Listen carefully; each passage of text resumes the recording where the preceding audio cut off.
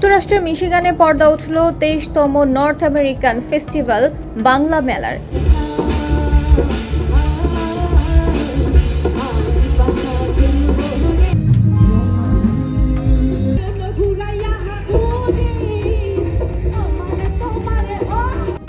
SNS home loan ও Bangla one TV presence মিশিগানের big বাজেটের এই মেলা গত শুক্রবার শুরু হয়ে দ্বিতীয় দিন শনিবার স্থানীয় ও আগত জনপ্রিয় শিল্পীদের একের পর এক পরিবেশনায় দ্বিতীয় দিনের সমাপ্তি ঘটে।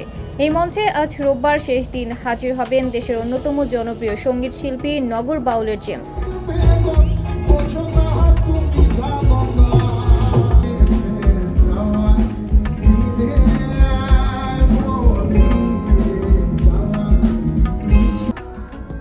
হ্যামট্রামিক সিটির জসোকম্পো রোড জুড়ে শনিবার বিকেলে বেলুন উড়িয়ে আনুষ্ঠানিকভাবে মেলার উদ্বোধন করা হয়।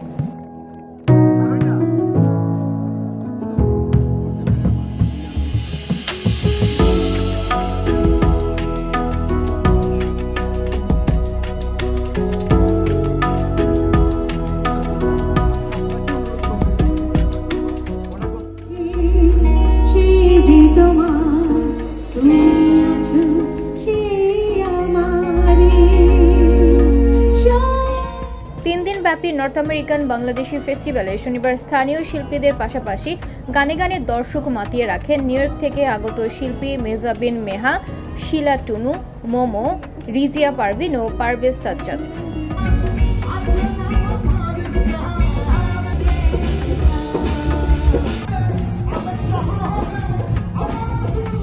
শারমিনা সিরাজ সোনিয়ার নান্দনিক উপস্থাপনায় মঞ্চে একের পর এক গানের তালে হাজারো প্রবাসী বাংলাদেশিদের মধ্যে উল্লাস দেখা যায়।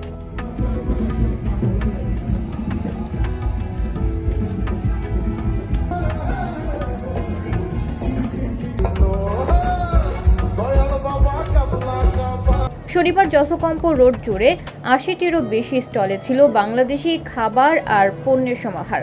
এসব স্টলে দেশি বিদেশি পোশাক, খেলনা সামগ্রী, বাঙালি পণ্য, জুয়েলারি কিনতে ও দেশীয় স্বাদের খাবারে ব্যস্ত ছিলেন শত শত বাঙালি। এদিকে মেলার শেষ দিন রবিবার মিশিগান মাতাতে বাংলা গানের সেরা রকস্টার জেমসের পাশাপাশি দেখা মিলবে সেলিম চৌধুরীর।